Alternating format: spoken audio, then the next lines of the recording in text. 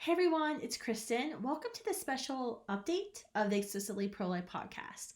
I wanted to come to you today to wish everybody a very Merry Christmas. I hope you're having a great holiday season despite all the COVID stuff that's going on and probably the lack of family that you got to see this Christmas season.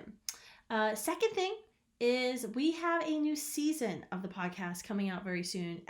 Season 3, we're going to have, I think it's about 10 episodes. I'm really excited for this season because it's about having difficult conversations. So we are going to have some difficult conversations, but I'm really looking forward to the season. We've got some amazing guests coming on. So make sure you subscribe and you tell your friends, your pro-life friends to subscribe and get ready because it's coming out very soon. The third thing I wanted to come to you today and just update you on is our Students for Life and Students for Life Action Team is out on the ground in Georgia this week. We have over 200 students who signed up to join us for our door knocking deployment with Students for Life Action to help save the U.S. Senate. We're knocking on doors. There's a U.S. Senate runoff election for both the U.S. Senate seats in Georgia on this Tuesday, January 5th. And this is critical, regardless of your party, Republican or Democrat. We have to keep the U.S. Senate in pro-life control, in Republican control, because, there's like one Democrat in the U.S. Senate who says he's pro-life, and he rarely ever votes pro-life, Joe Manchin. So it's Republican control. Why is this important? Because Joe Biden, Nancy Pelosi have promised Planned Parenthood, all the abortion radicals that paid millions and billions of dollars to guarantee an election outcome, that they will push through taxpayer-funded abortion. They will do something called reverse the Hyde Amendment. This is huge.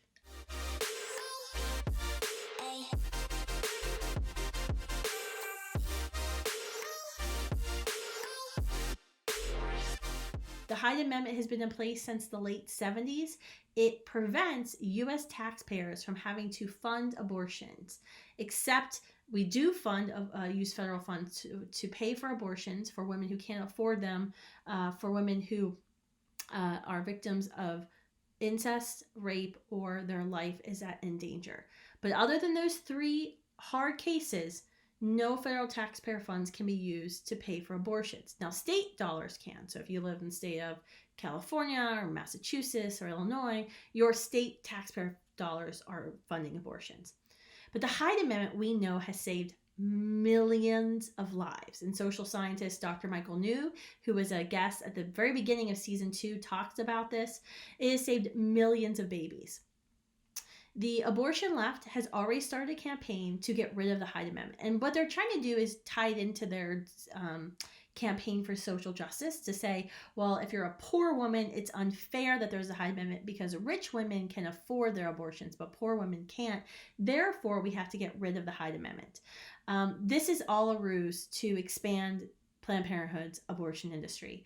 And the only way we're going to be able to stop this taxpayer-funded abortions is to keep a pro-life majority in the U.S. Senate. So I hope you will pray for our door-knocking efforts and our team's safety, the more than 200 students who are with us in Georgia. Pray for us, pray for the outcomes of the Georgia Senate runoff elections. It may be weeks before we know. But the other thing I wanted to talk to you about today is really just give you a little bit of a pep talk, maybe. Everybody I know was excited for 2020 to be over. And I hope you all realize, though, that 2021 isn't going to be much better. In fact, we're going to have 4 really hard years. We are going to have an administration in Washington, D.C. that is going to be the most extreme abortion presidential administration ever. We thought President Barack Obama was the most extreme. At the time, he was. It's even worse now. And it's not even going to be just more babies who are going to be at risk, more women who are going to be at risk. Our actual ability to mobilize, to talk about abortion, to have organizations, and to gather as pro-lifers, that's going to be at risk too. And we've already seen it with some of the promises.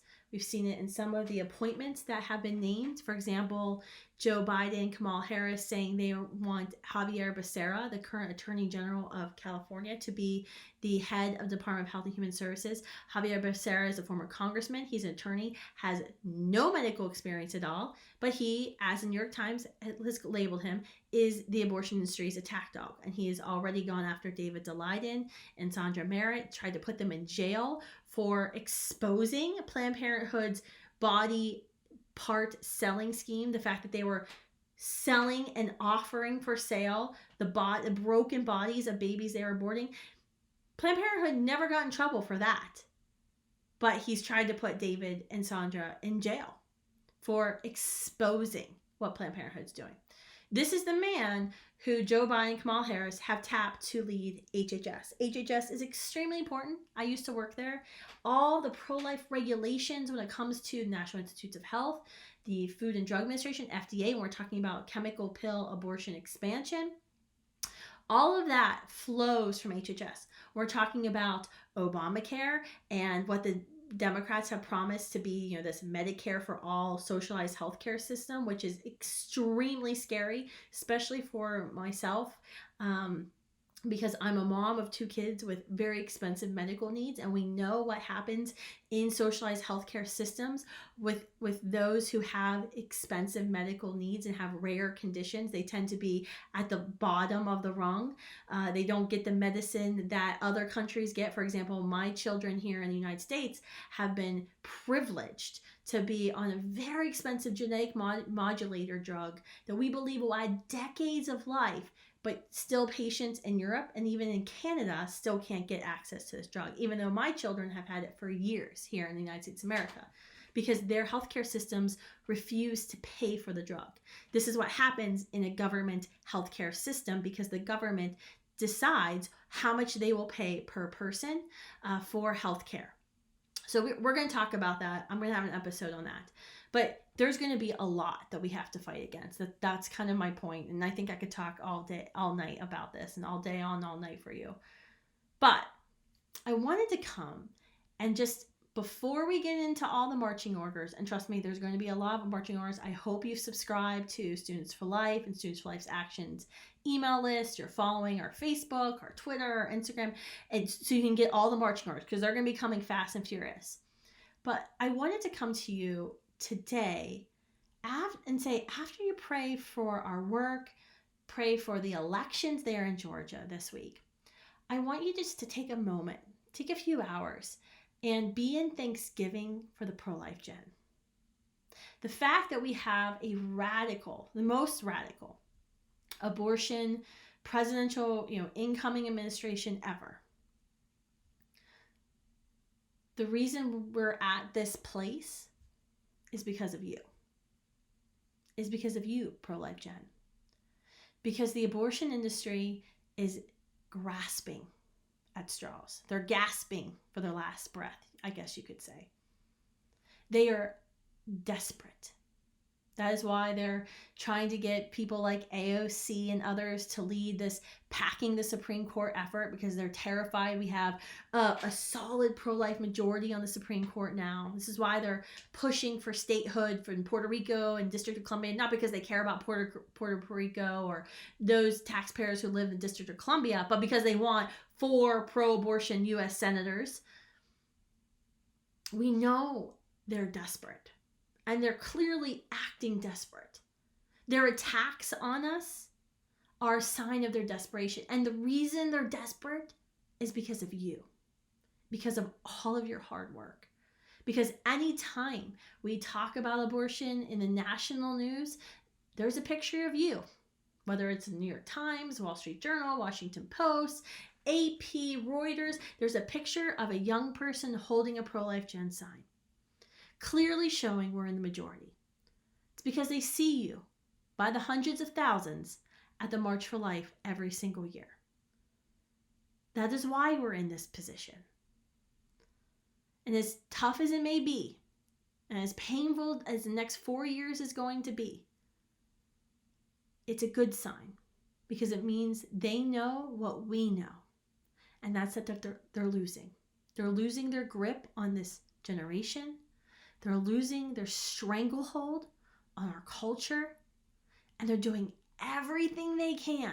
And they're going to try every single way they can to continue to flow in the money, to continue to fund their dirty, predatory business, to continue to deregulate themselves so they don't have to hold themselves to the same standards that other healthcare facilities do. So they can hire doctors who have no business practicing any sort of medicine. They're going to do everything they possibly can, and they're going to try their best. But we've got this pro-life, Jen.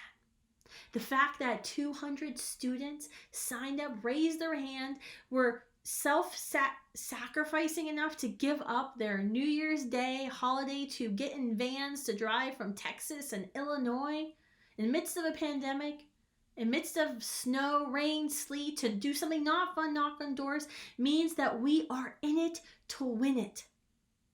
So today, I'm choosing just to be thankful. Because I remember when we started Students for Life. I remember when we launched Students for Life. And if we would have put out this all call 15 years ago to say, hey, who wants to give up their holiday to drive to Georgia in the middle of the winter to knock on doors, there might have been 5 people that would have said, I'll do it. And one of those people would have been me. We had 200 students apply, and we actually had to turn away students. We're winning. We have the momentum. So today, while I'm gearing up for all that's to come the rest of the month, where I'm gearing up for all that's to come the rest of the year, I'm choosing to be thankful. And I hope you will too. All right, that's enough for my pep talk. Don't forget, make sure you subscribe. Be looking for season 3. It's coming out really soon. Tell your pro-life friends. And if you haven't reviewed or rated my show, make sure you do that, because there's like this pro-abortion campaign, and so all of these abortion supporters are going on to Apple and like down rating the podcast. It's crazy. You should read some of them. They're terrible. Sorry. So thanks, guys. I will see some of you at the March for Life, hopefully. Bye.